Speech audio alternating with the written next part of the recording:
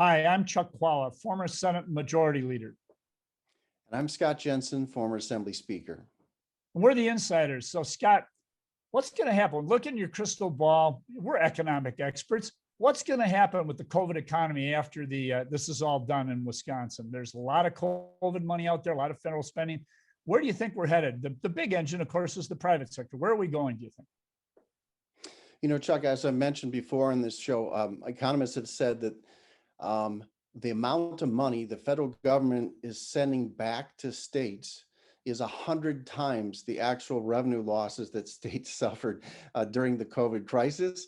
And as a result, these trainloads of federal money are coming in and they're distorting the marketplace, not only the marketplace for labor, but the marketplace for goods and services. And so you have the classic definition of inflation, of course, is too many dollars chasing too few goods.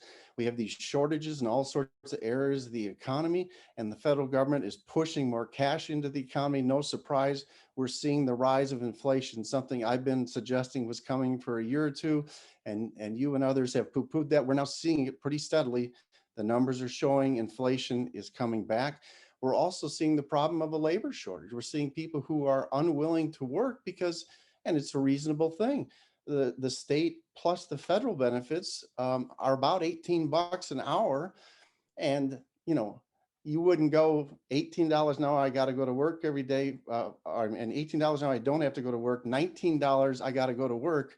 I think they're pushing the wages up, good for workers, but that's going to cycle right back into increasing inflation again. So all this federal money is doing what always happens when there's too much money chasing too few goods. It's raising the price of everything, the price of labor, the price of goods.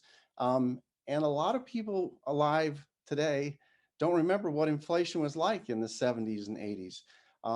That stole a lot of money effectively from working class families. And we're headed down that path again, I think now.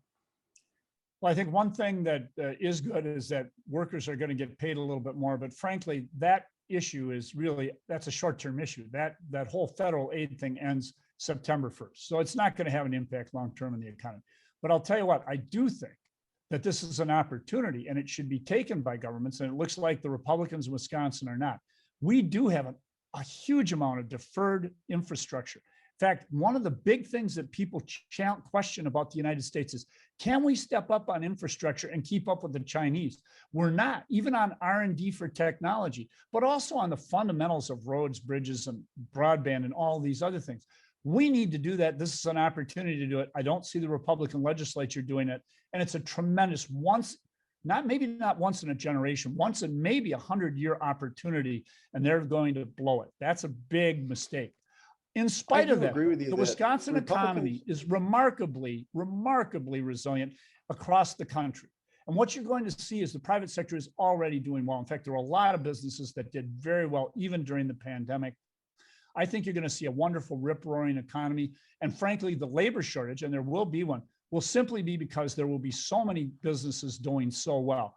I do think that an awful lot of the inflation right now is really a result of spot problems like the cost of wood. Wood has gone up like 4 times, just a 2x4 for a regular construction business, got 4 times its value in less than a year. But those things relate more to different shortages that were happening because of production going down because of COVID. Those things will be gone when it's all over. By the way, for anyone who's concerned about where we're at, we're actually going to do great. We've got plenty of money for everybody. Read about John Maynard Keynes, the best economist ever, understood that we were in an economy where it's not so much scarcity that's an issue, it's a matter of distribution. And when you see Jeff Bezos building, and he's a Democrat, I think, a $500 million yacht, you know that there's something wrong with your society and the way we distribute funds. Well, I'm going to agree with you on one thing, Chuck, and that is that when you have these moments where there's an unexpected windfall, the smart thing to do is either to save it for a rainy day, or in this case, to invest it in long-term investments like infrastructure. That's the place where the money goes.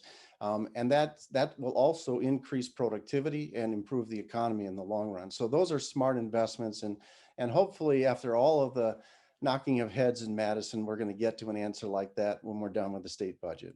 I hope so. We'll see you next time. See you next time.